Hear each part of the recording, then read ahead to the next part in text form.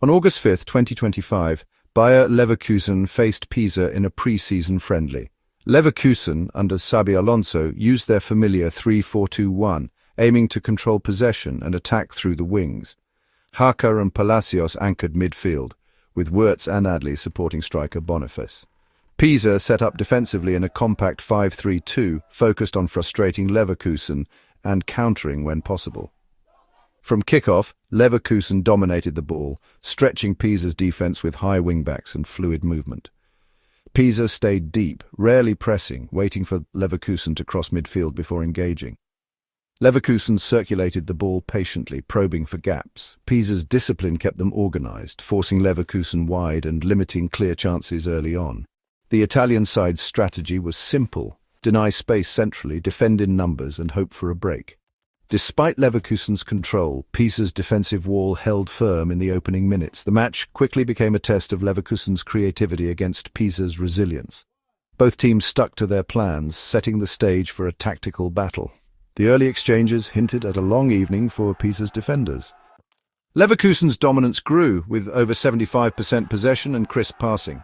Wirtz became the creative hub, drifting between lines and orchestrating attacks. Pisa's back five stayed compact, midfielders tirelessly closing down space. Leverkusen's first big chance came as Wirtz combined with Adli, forcing a brilliant save from Pisa's keeper.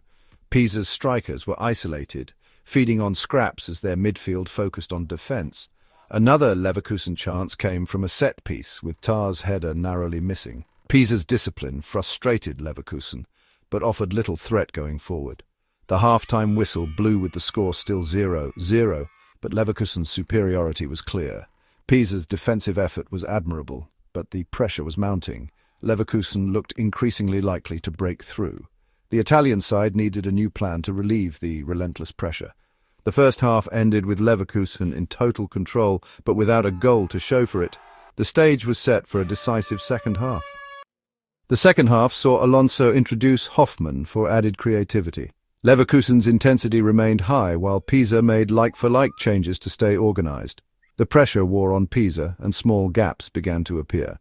In the 68th minute, Palacios won the ball and quickly found Wirtz. Wirtz turned and slipped a perfect pass to Boniface, who timed his run to beat the offside trap. Boniface calmly finished past the Pisa keeper, clinical and composed. The move was swift and precise, showcasing Leverkusen's attacking chemistry. Pisa's rare counter-attacks fizzled out, unable to threaten Leverkusen's goal. The deadlock was finally broken, rewarding Leverkusen's persistent attack. The goal highlighted the difference in quality between the sides. Leverkusen's patience and sharpness paid off. Pisa now faced an uphill battle to get back into the match.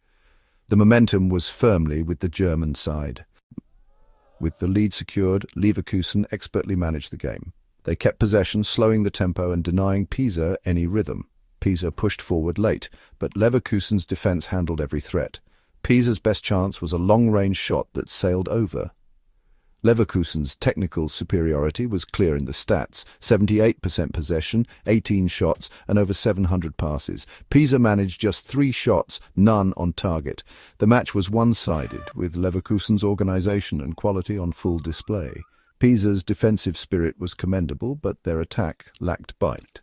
Leverkusen's game management showed their maturity and readiness for the season. Pisa's struggles in attack highlighted areas needing improvement. The final whistle confirmed Leverkusen's dominance. Florian Wirtz was named man of the match for his creativity and decisive assist. He orchestrated Leverkusen's attacks and was central to their breakthrough.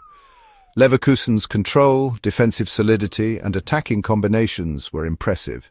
The team looked confident and well prepared for the season ahead. Their ability to break down a stubborn defence bodes well for future challenges. Pisa's defensive resilience was a positive, but their lack of attacking threat was exposed. They must improve transitions and create more chances to compete at a higher level. The friendly was a valuable lesson for Pisa and a statement of intent from Leverkusen. Leverkusen's 1-0 win didn't reflect their dominance, but their performance did. Pisa leaves with work to do, especially in attack.